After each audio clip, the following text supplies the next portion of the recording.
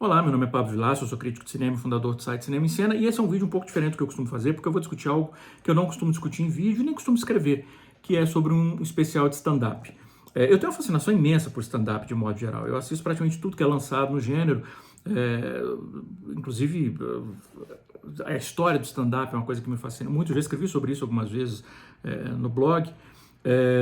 Mas eu não vejo muito sentido muitas vezes em discutir sobre, escrever ou falar sobre especiais stand-up, porque como o formato ele costuma ser sempre o mesmo, uma pessoa no palco com o microfone falando, o vídeo seria simplesmente uma análise de texto, de piadas. E eu não vejo muito sentido nisso, porque são raros os especiais que fogem muito desse formato, né? De vez em quando você tem um Norm Macdonald, que em função até da pandemia é obrigado a fazer, né, o último stand-up dele para a câmera, para webcam, dentro de casa. Você tem a Maria Bamford fazendo na sala de casa só para os pais. Ou o Bo Burnham, que é outro sensacional, né, fazendo um Inside, que é outro também feito durante a pandemia, que foge do formato, mas de modo geral é sempre isso, uma pessoa no palco, enfim. Aí o que vai mudar é a gradação da inteligência, do brilhantismo, né? A diferença de um George Carlin, de um Richard Pryor, para um Rob Schneider, para um David Spade, enfim. E claro, você tem aqueles que vão oscilando ao longo do tempo, né? Que tem especiais que são sensacionais, como Dave Chappelle, e que, enfim, para mim os últimos especiais dele, inclusive até por motivos que eu vou discutir nesse especificamente, vão caindo, enquanto você tem outros como Bill Burr, por exemplo, que são, enfim, são consistentes de uma maneira que é realmente admirável. Ou a própria Sarah Silverman, embora tenha, né, questões com posicionamento, enfim, como comediante, stand-up, os especiais dela também são bastante sólidos. Enfim, aqui eu vou falar hoje sobre o stand-up novo do Ricky Gervais, o Armageddon. E o Gervais, enfim, depende de como você queira pronunciar, né? Ricky Gervais, se você quiser, né, fazer uma pronúncia, acho que essa é a pronúncia correta, ou Gervais, se você quiser, a portuguesa. Mas é um cara que ele tem um histórico brilhante como escritor de comédia, né? Criador do The Office, Afterlife. Eu acho O Primeiro Mentiroso é um filme que tem um texto muito bom, tem problemas que são problemas narrativos dele como diretor, mas de um ponto de vista de roteiro é um roteiro muito interessante.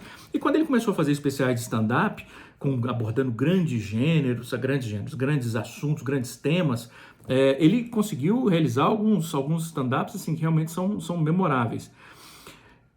Inclusive o do ano passado, Supernature, se não me engano, é o título, que eu gostei.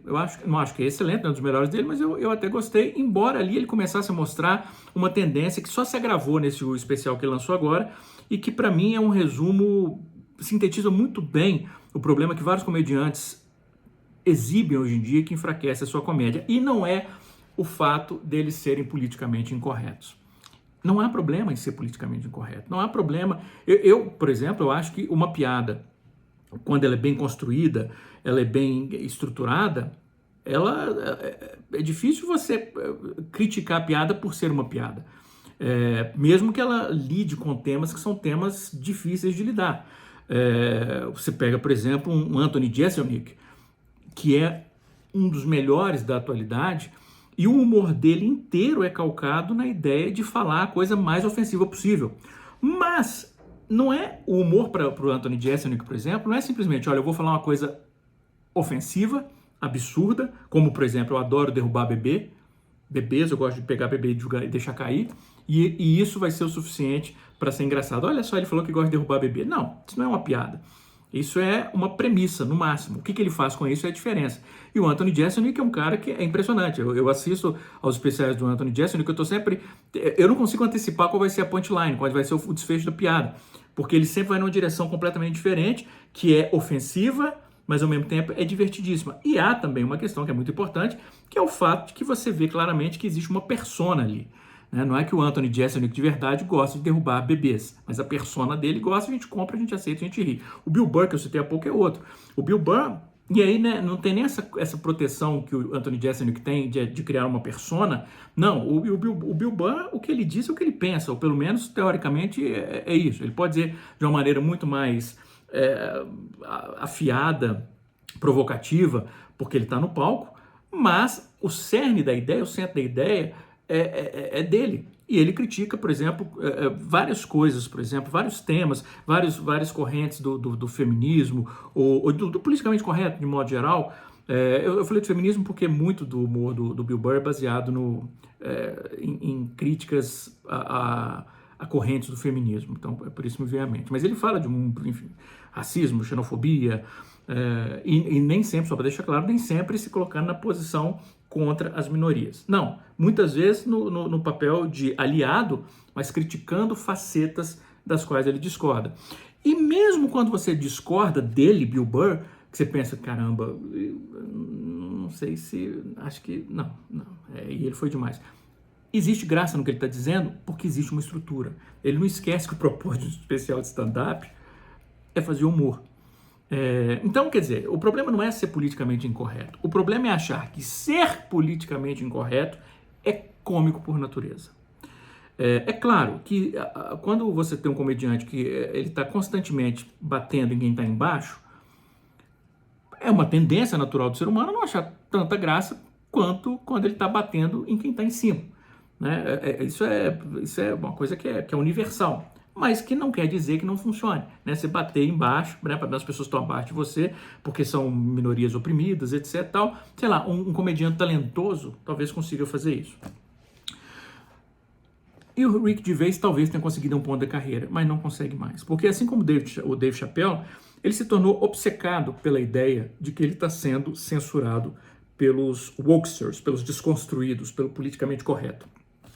Se antes os textos do Rick Gervais, eles pontualmente falavam, e existe um excesso na maneira como as pessoas, que é uma coisa que eu até posso concordar, eu concordo, eu acho que em vários, principalmente em rede social, existe uma necessidade das pessoas se colocarem como moralmente superiores às outras e tentando criticar coisas mínimas através de tropeços de falas, por exemplo, usar tropeços de falas como uma condenação de quem a outra pessoa é e numa tentativa de levar a pessoa a ser demitida ou ter a carreira destruída porque simplesmente ela disse uma coisa da qual eu discordo.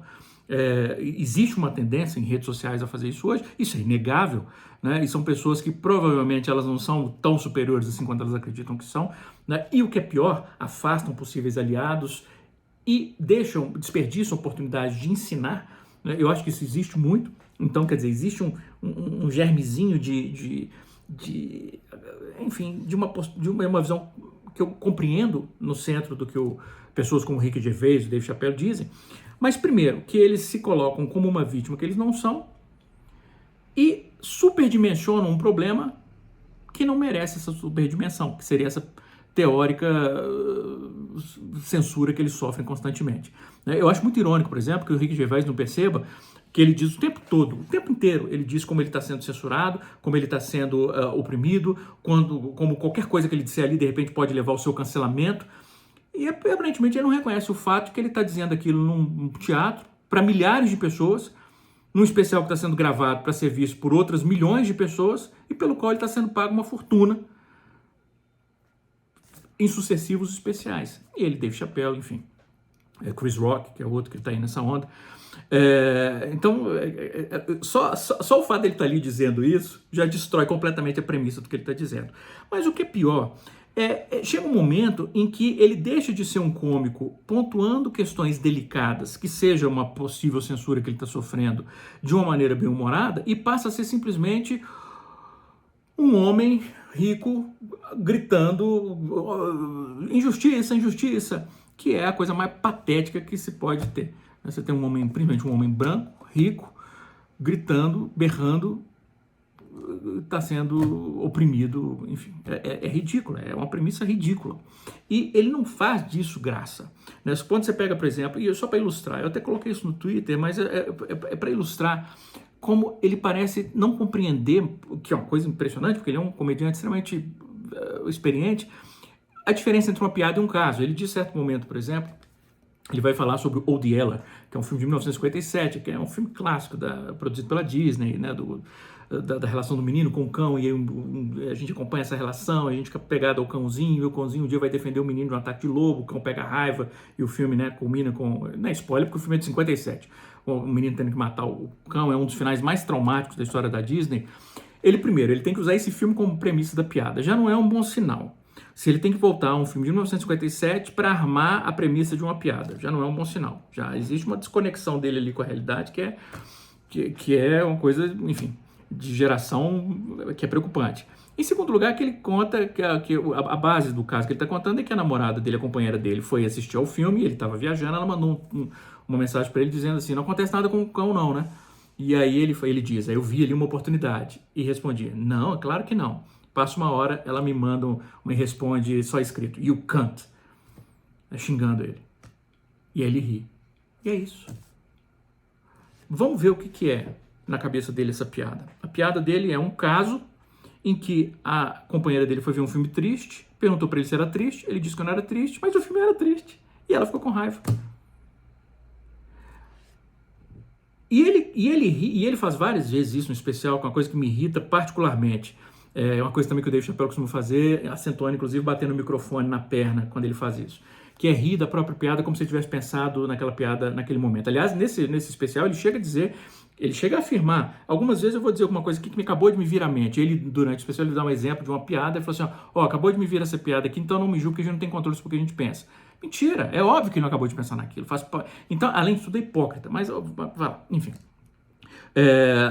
Mas o que eu quero dizer é, não é uma piada, é simplesmente ele piscando para o público dizendo, olha só como eu sou sacana e eu me divirto comigo mesmo. E aí ele dá aquelas risadas dele que são absolutamente irritantes, eu já achava irritante mesmo quando eu era fã. E o especial todo é isso. O especial todo são uma série dele dizendo, por exemplo, olha, ele vai falar, por exemplo, Deus fazendo, né, o homem e a mulher, porque existem dois sexos. Ele faz assim, existem dois sexos.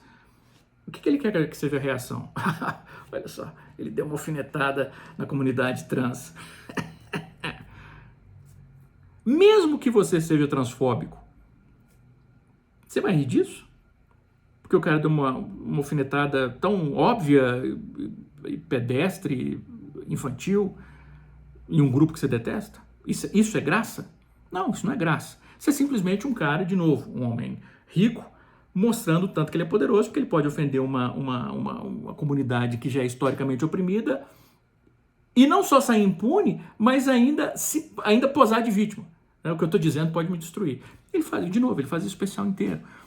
E é uma trajetória, que uma trajetória chega a ser assustadora, porque o Rick Gervais, historicamente, ele sempre se colocou num espectro que é um espectro progressista, liberal, até em função da posição dele com relação às religiões, né? Aqui, parece que ele se sentiu tão ofendido por ser criticado por suas piadas, que ele está se transformando Ele ataca nesse especial. Ataca, não é humor, não é graça.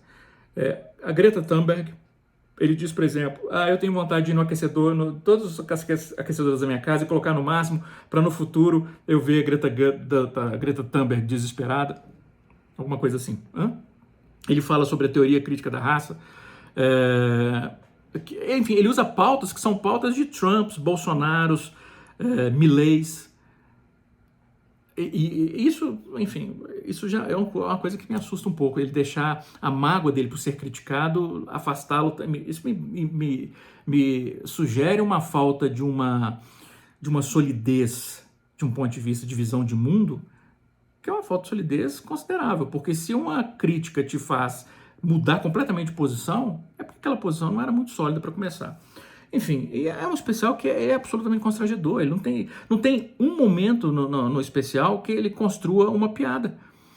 Aliás, a falta de estrutura é tão preguiçoso o especial que ele não consegue nem justificar o título especial, embora em vários momentos ele diga que se chama Armagedon, porque o especial vai falar de todas as maneiras como o ser humano está causando a própria destruição.